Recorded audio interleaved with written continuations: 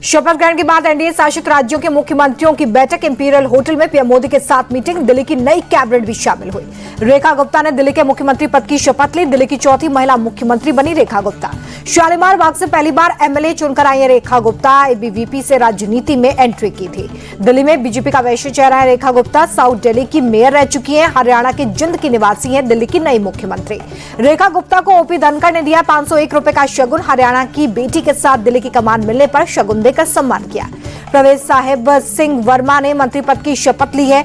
नई दिल्ली से अरविंद केजरीवाल को चुनाव हराया था। सीएम पद के प्रबल दावेदार माने जा रहे थे प्रवेश वर्मा। दिल्ली के पूर्व मुख्यमंत्री साहिब सिंह वर्मा के बेटे हैं।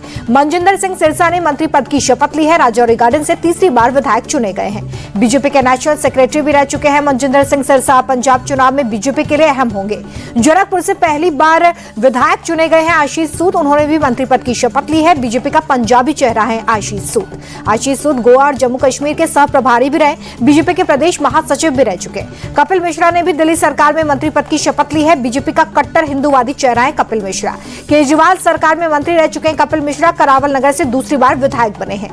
रविंद्र इंद्रराज सिंह का दिल्ली सरकार में मंत्री पद का चयन हुआ है। दिल्ली बीजेपी के बड़े दलित चेहरों में गिने जाते हैं रविंद्र। बवाना से विधायक चुने गए रविंद्र इंद्रराज का नाम सीएम की रेस में भी था। उनके पिता इंद्रराज सिंह भी नरेला सीट से विधायक रह चुके हैं। विकासपुरी से पहली बार विधायक चुनकर आए पंकज सिंह ने ली है मंत्री पद की शपथ। बिहार में बक्सर के रहने वाले हैं।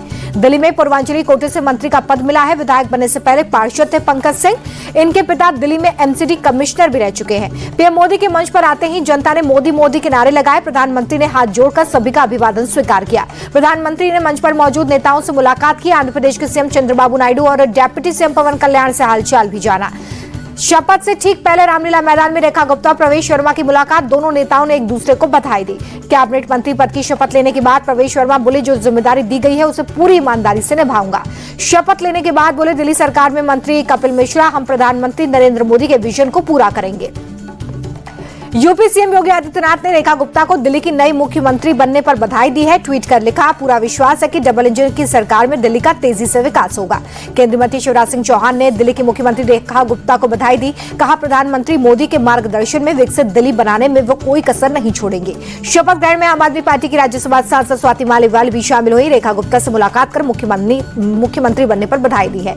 शपथ से पहले रेखा गुप्ता ने रोड शो निकाला। बड़ी संख्या में शामिल हुए समर्थक। शपथ से पहले मरघट वाले बाबा हनुमान जी मंदिर पहुंची रेखा गुप्ता। दर्शन कर बजरंग बली का आशीर्वाद लिया। रेखा गुप्ता की सुरक्षा बढ़ा दी गई है। केंद्र ने जेड श्रेणी की सुरक्षा दी है। 22 पुलिसकर्मी सुरक्षा में तैनात होंगे। संजय राउत ने बीजेपी पर दूसरी पार्टी की सरकारों के साथ असहयोग का आरोप लगाया। बोले, केजरीवाल सरकार को यमुना की सफाई में केंद्र ने नहीं दिया सहयोग, अब एलजी ने सहयोग शुरू कर दिया। यूपी विधानसभा में वित्त वर्ष 2025-26 के लिए बजट पेश। वित्त मंत्री सुरेश खन्ना ने 8,08,736 करोड़ रुपए का बजट पेश किया है। बजट में मध्य प्रदेश राजस्थान की तर्ज पर पहली बार प्रतिभाशाली छात्राओं को फ्री में स्कूटी देने का ऐलान किया गया है।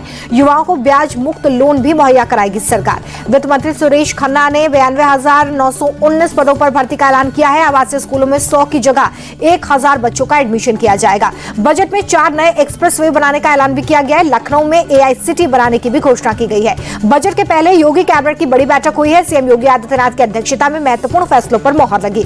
यूपी बजट को लेकर शिवपाल यादव बोले, यह बजट एक बड़े घोटाले की पटकथा है, जनता के हित में नहीं है। ये बजट पूरी तरह से इसे खारिज करते हैं।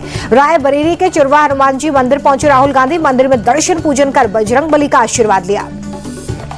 महाकुंभ जाने के सवाल पर राहुल गांधी नमस्कार कहकर आगे निकल गए। रायबरेली में पत्रकारों से पूछा था सवाल। महाकुंभ में श्रद्धालुओं का आना लगातार जारी है। सुबह से बड़ी संख्या में श्रद्धालु पहुंच रहे हैं। प्रयागराज महाकुंभ का आज 39वां दिन है। अब तक 56 करोड़ से ज्यादा लोगों ने संगम में स्नान किया है। महाकुंभ पहुंचे केंद्रीय मंत्री गिरिराज सिंह। बोले, राज्य सरकार ने महाकुंभ में शानदार व्यवस्थाएं की है। 26 फरवरी तक चलेगा महाकुंभ का मेला। पावन डुबकी लगा रहे श्रद्धालुओं का दिखा विहंगम नजारा। देहरादून में आपदा राहत और बचाव उपकरण ले जाने वाले वाहनों को हरी झंडी सीएम कैंप कार्यालय परिसर से सीएम धामी ने रवाना किया। महाराष्ट्र के डिप्टी सीएम एकनाथ शिंदे को जान से मारने की धमकी। बदमाशों ने शिंदे की गाड़ी को बम से उड़ाने की धमकी दी है। पुलिस को अज्ञात शख्स से ईमेल मिला है। पनामा में अमेरिका से निर्वासित भारतीयों की मदद के लिए भारतीय दूतावास आगे आया। ट्वीट कर लिखा, दूतावास की टीम ने काउंसलर एक्सेस प्राप्त कर लिया है। भारतीय दूतावास ने निर्वासित भारतीयों के एक होटल में सुरक्षित होने का दावा किया। भारतीयों समेत 300 अवैध प्रवासी फिलहाल पनामा के होटल में हैं। 98 निर्वासित लोगों ने अपने देश जाने से इनकार कर दिया है। अरुणाचल प्रदेश और मिजोरम का स्थापना दिवस से आज 1987 में आज ही के दिन पूर्ण राज्य का दर्जा मिला था। गुजरात में सूरत के इंडस्ट्रियल एरिया में कंपनी में आग लग गई। मौके पर पहुंची फायर ब्रिगेड की टीम ने आग को काबू में लिया है। फायर ब्रिगेड की करीब 12 गाड़ियां आग बुझाने में जुटी। हादसे में किसी की जान की नुकसान नहीं। कंपनी के अंदर तेजी से फैली आग। गुरुग्राम के सदर बाजार में कपड़े के शोरूम में लगी आग। शोरूम के दोनों फ्लोर्स को आग ने अपनी चपेट में लिया। बिल्डिंग में आग लगते ही मची अफरा तफरी। फायर ब्रिगेड की टीम ने आग को काबू में लिया। आग से शोरूम में रखे सामान को पहुंचाया नुकसान।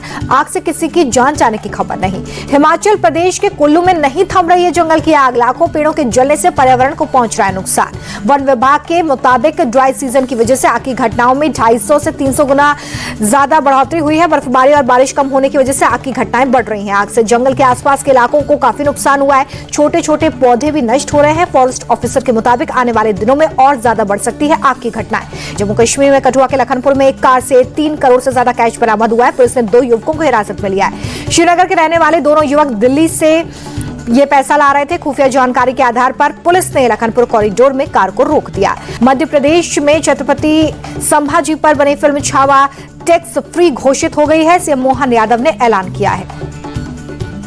मुंबई में फिल्म छावा का स्पेशल स्क्रीनिंग हुआ है। महाराष्ट्र के governor, deputy CM Eknath Shinde सहित फिल्म इंडस्ट्री के कई कलाकार शामिल हुए हैं। दिल्ली एनसीआर में देर रात हुई हल्की बारिश के बाद बड़ी ठंड। शिमला के नरकांडा में स्कीइंग करने पहुंचे लोगों के बीच में छाई मायूसी। कम बर्फबारी होने की वजह से स्कीइंग की प्रैक्टिस नहीं कर पा रहे लोग। हिमाचल प्रदेश के लाहौल स्पीति में ताजा बर्फबारी की वजह से ठंड बढ़ गई है। जम्मू कश्मीर के कुपवाड़ा में जबरदस्त बर्फबारी हो रही है। सड़क से लेकर पहाड़ तक बर्फ से ढक गए हैं। सैलानियों के लिए नजारा बेहद खूबसूरत हुआ। आध्यात्मिक गुरु और ईशा फाउंडेशन के संस्थापक सदगुरु जग्गी वासुदेव से मिले कर्नाटक के डिप्टी सीएम डीके शिव कुमार, पत्नी उषा शिव कुमार भी मौजूद रही। आईसीसी वनडे रैंकिंग में बड़ा बदलाव किया गया है। शुभमन गिल बने नंबर 1 बल्लेबाज। महेश तीक्षणा को नंबर 1 गेंदबाज बताया गया है। वनडे रैंकिंग के टॉप 10 खिलाड़ियों में भारत के 4 बल्लेबाज शामिल हैं। नंबर 3 पर रोहित, नंबर 6 पर विराट कोहली और 9वें नंबर पर श्रेयस अय्यर काबिज हैं। अफगानिस्तान के ऑलराउंडर मोहम्मद नबी का रिटायरमेंट से यूटर्न। बोले, बेटे के साथ खेलना चाहता हूं इंटरनेशनल क्रिकेट। महिला प्रीमियर लीग में दिल्ली कैपिटल्स ने यूपी वॉरियर्स को 7 विकेटों से हरा दिया है।